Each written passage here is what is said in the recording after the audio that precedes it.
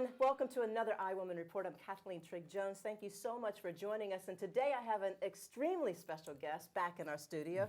The women's mayor, Mayor Eric Adams, is back in iWoman Studios, blessing us again with his presence. Thank you, Mayor. Thank you. Good to be here at iWoman. It's amazing what you're doing and how you're elevating the conversations that many of us, number one, are not talking about, or sometimes people have discomfort in talking about some of those real issues. Yeah. Well, we keep it real. It's the world through the lens of women. Love that. Yeah. Love that. So thank you. I know you have a really busy schedule, but there's a lot that I want to talk about. People are talking about so much in the news right now, but no one's talking about anything more than the first female president that we're about to elect to the United States of America. What a message. And think about it. We thought that in our lifetime we were not going to see one person of color to be the president. And we saw that with Barack Obama, who served and really showed the capabilities. But now in one lifetime, we are on the cusp of having a woman president, a woman of African ancestry, a woman of Indian ancestry, and a woman from the Caribbean diaspora. We cannot ask for a better package to say to everyone the possibilities are endless in this great country. Only country where dream is attached to its name, and you're seeing that dream come alive. Yeah, you were one of the first to openly endorse Kamala Harris, and then I know that you've spoken about Tim Walz as well. She represents our country. She represents New York City. New York City is a melting pot, and the way that you just kind of ran off, her background, while some are questioning, her background. And look at what they're questioning. We don't like the way she laughs. We don't like the way she does this. Come on, let's stop. You cannot become a senator. You cannot become a prosecutor. You cannot become what she has accomplished, a VP, if you didn't have the credentials to be able to do so. She can play on the big stage, and we're excited that she's going to have the opportunity to show. And everyone should be excited about this moment, because it's saying, America, you can't be the country of greatness just in your words on the pages of your Constitution. It has to be actually lived out, and that's what we're seeing right now. Yeah, absolutely. You've certainly doubled down on women's initiatives within your administration, putting over $40 million just in the past 6 months towards women's initiatives. Do you think, having a woman governor of New York State, potentially having a female president of the country, both who are also equally passionate about women's rights, passionate about safety, passionate about crime, and also about equality, do you think that that's just going to help propel your initiatives even further? Oh, without a doubt. Governor Hochul has been a real partner on some very tough issues. She stood tall on the public safety parts of my agenda. She stood tall on making sure we receive the support around the migrants and asylum seeker crises that we're facing. She has shown how to navigate a very difficult budget and deal with the challenging housing issues. She has shown real leadership, and it's exciting. When I told her we needed help in closing the illegal cannabis shops, she went to Albany, got the lawmakers to adjust the law so that we can get the support we deserve. And we closed over 850 shops in the city, and we continue to make sure this illegal product that's hurting our children and families is off our street. But that's just a signature of how, being the chief executive of the most important state on the globe, she's able to manage that. Now you're going to have a woman as the most important leader, president on the globe in this country. Yeah. What made you so quick to endorse Kamala? One of the things that really stood out for me with the relation to you, and I thought about this when you were coming today, is the fact that you both come from a law enforcement background, right? That's one of the big hits on the Democratic Party. It's the party of public safety and law enforcement, but we have allowed ourselves to be embarrassed into saying that. Being pro-public safety does not mean you are pro-abusive police behavior. You can have safety and justice. And we've come up with some big initiatives, such as the ban on assault rifles. It's the other party that's pushing against that. We are big on doing preventive steps so children are not involved in criminality. So we need to lift that up. And I think to have a candidate for president that's a former prosecutor, a law enforcement person, we need to take that mantle and stand tall with it, because it's the communities of color that is negatively impacted by violence, and coming up with real proactive and intervention is the key. Prevention and intervention, and I think she stands for that. Yeah, one of the other things that I thought about was they're attacking her on some of her laws with just making up things. She locked up all these black men, and I know this is something you've also really fought against, is making sure that black men are protected, because that's they're overpopulating our prison system. Exactly. But come to find out, it's actually the opposite. She created this recidivism program that I'm wondering if we might see you partnering on to make that a New York thing, if not maybe a national initiative. It is, and we have some real national models here in our city. And if you were to do an analysis of public safety across the country, it's the same thing. Severe mental health issues. Many of these young people who did not get opportunities because of learning disabilities. 30 to 40% of the inmates at Rikers Island are dyslexic. Dealing with foster care system, not being supportive of our foster care children when they age out. And so when we do dyslexia screening for all of our children, that's a crime prevention model. When we invest in our foster care children by giving them college tuition, paying them a stipend, and life coaches until they're 21, that's a crime prevention model. When you go after the severe mental health issues and not turn our prisons into mental health facilities, that's a crime prevention model. And that's what she stands for. And those are national models. It's the same problem, no matter what city you're in, Chicago, Los Angeles, San Francisco, St. Louis. They're dealing with mental health, severe learning disabilities, all of those same issues, foster care. It's the same feeders. When you come up with national solutions, you can save these cities. You just talked about mental health, and mental health can be a precursor, to incarceration, or to at least having a run-in with the criminal justice system. If you come from poverty and you happen to have a mental health issue, and the two sometimes go hand in hand, there's a good possibility you may end up in the system of some way. What are we doing to make sure that the cops are trained so that we don't continue to see these shootings that are happening around the country? Like, have we not learned yet the proper way to respond to a mental health crisis? Yeah, and your observation is correct. Over 50% of the inmates at Rikers Island have mental health issues, and around 18% there's severe mental health issues. When we closed our psychiatric wards many years ago, we did not have these support services in place to receive people who we stated we did not want to be institutionalized. Now we're at a place where we move people to the street. They get assistance one day when they do something disorderly, and then they reach a level of criminality, we put them in jail. So we've closed down the psychiatric facilities, but we turn our jails into psychiatric facilities instead of giving them state-of-the-art, humane ways of community and family and support. And so what police are doing, they're responding now to a medical problem. And it's extremely challenging. Law enforcement, when you respond to a household and a person is charging you with a knife, or in one case you had a young man that had the knife at the throat of his mother, he was about to stab her, you have to make those decisions. You don't have the opportunity to say, okay, let me find out what this person's mental health profile is. And what we have done with Be Heard, which is trying to get mental health professionals to go to the scenes first, to do an analysis and make sure that do we need the police? Because in many cases you don't need law enforcement. That if you have a clinician or a person that understands how to deal with someone that's going through a crisis, you can sort of de-escalate the situation.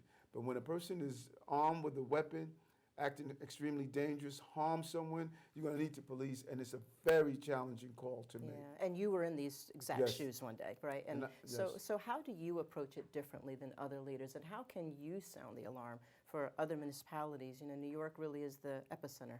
Things, it's the largest city. There's per capita more crime here than there would be in some of the other places. But how can you use your experience as a former cop and now as the leader of this city to educate others? Well, first I want to be clear on where we are in the area of cities being safe. When you look at the bar graphs of cities, you'll see this, of each city, you'll see this decline, and you'll see this small dot at the end of all of these large bars. That's New York. New York is the safest big city in America. We hear high-profile cases because if you have a city of 8.3 million people, and there's some sensationalism that goes with if a crime happens, it's on the front pages of our paper. But when you do an analysis of all the big cities in America, we're the safest big city in America. Our subway system has the lowest number of robberies on our subway system in the history of recording robberies on our subway system, with 4.1 million people, about 5 felonies a day that happens on our system. But you want people not only to be safe, you want them to feel safe, and that's important. And what we must do is be honest about the mental health crises that we're facing in the city, in the state, and in the country. We have to build a state-of-the-art place where families can refer their loved ones that's going through crises and not try to go through it on their own. And we don't have that right now. Yeah, and we've been, no offense, we've been saying that we need that for a long time. Yes. And everyone, that's not just New York, but everyone's been saying we need this. Maybe police shouldn't be the ones to respond, or a special force. Yes. We have special forces for drugs, we have special forces for guns. Yes. Why don't we have a special force that's just for mental health crises? And we're starting to do that here in New York. We're having something called Scout. This is a combination of law enforcement and clinicians and mental health professionals, where we're going out proactively, speaking to people who we see who are in need of care. Because if you're uncapped, if you can't take care of yourself, if you're in danger to others and yourself, we should be proactively doing that. We want to do something called involuntary removal when a person reaches that level. Because not every person that's dealing with a mental health issue needs to be hospitalized. Right. But those who do, we need to, sometimes if you don't know you need care, why are we waiting for you to say, give me care? Right. There was a lot of pushback on the desire of doing involuntary removal because people felt as though it was inhumane, but it's not. It's inhumane to allow people to live on the street at a point that they can't take care of themselves. And so we have an opportunity here. We have to close Rikers Island. That is our jail. Over 50% of the people on Rikers Island are dealing with mental health issues. We have to build 4 more jails. What I'm saying to lawmakers, let's turn one of those jails we're going to build to be a state-of-the-art mental health facility. We're already going to spend the money. Right. Let's make it something that we can be proud of, where people can be treated in a humane way, where families can refer before something terrible happens. We should be focusing in that area, not building 4 more jails and just taking that same population and moving them to incarcerate them. I love that idea. I think it's great. And when you're ready to do that, we will come and cover it every day, all day, because that's exactly what it's needed, to restore dignity, to the mentally ill and to their families. Their families are suffering as well. Let's switch gears a little bit.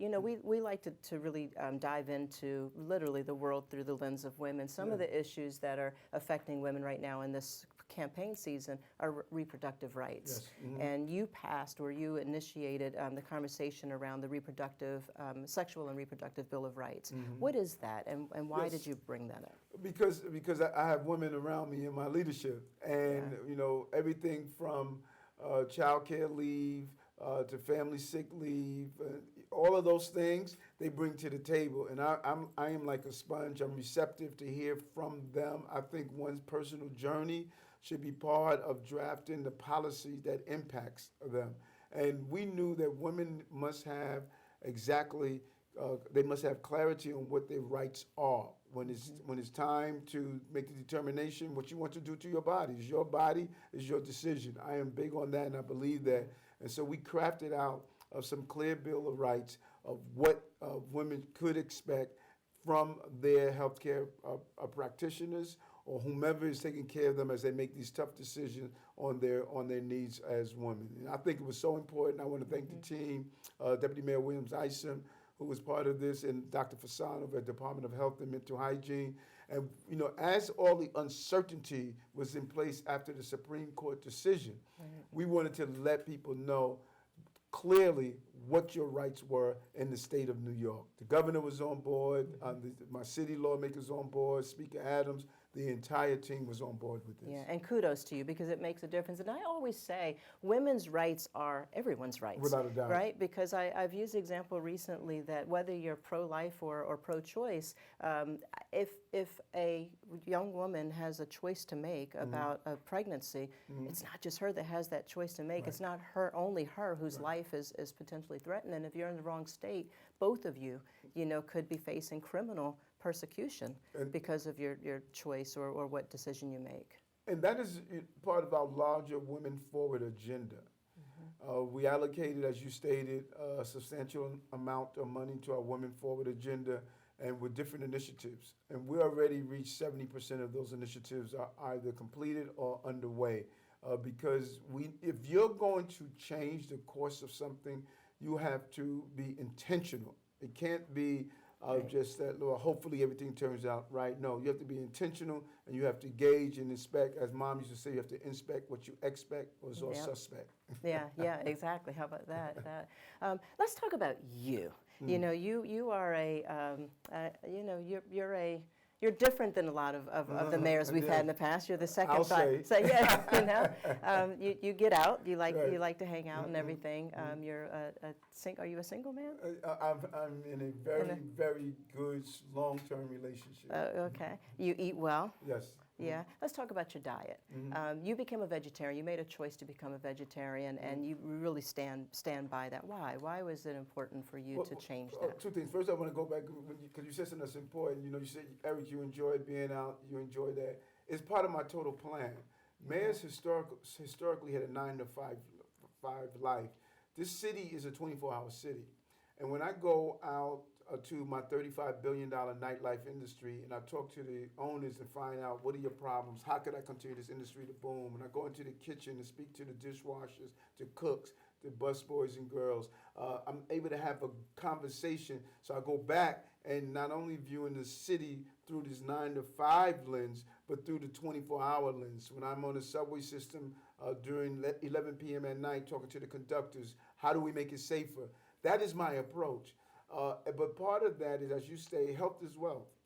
And as you talk about with women, oftentimes women had to compromise their health because they're worried about the family. But health is everything. And what I went to is a plant-based diet, you know, not really vegetarian diet, but plant-based diet, where the bulk of my diet is about whole food, plant-based. You know, that's that big salad. That's, you know, trying to limit the amount of processed food. This processed food, you know, the body's resilient, but this processed food over time causes so many of the ailments that we see. Yeah. And when I made that switch to plant-based, all of the traditional American health package that I had just dissipated and disappeared. And so I encourage people to really focus on the food aspect of their diet. How are you incorporating that, you know, with our young people, with our and with the decisions that are made in schools and in the public buildings, the offerings? It's unbelievable when you think about it that, and I always say that we've been betraying people around health. My mother was betrayed when she needed food from the city. They gave her that hard cheese that was filled with salt and increase of sodium. You know, you wonder, why is everybody on the block all diabetics? It's not your DNA, it's your dinner. Right. And we don't share the same DNA, we share the same diet. And that's the same thing that we were doing to our children.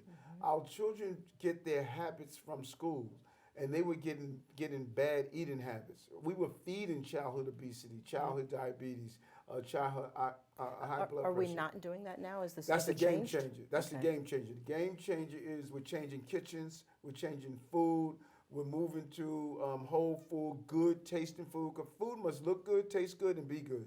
Yeah. And be affordable. And affordable. Affordability is unbelievable. But it's amazing how affordable good food is.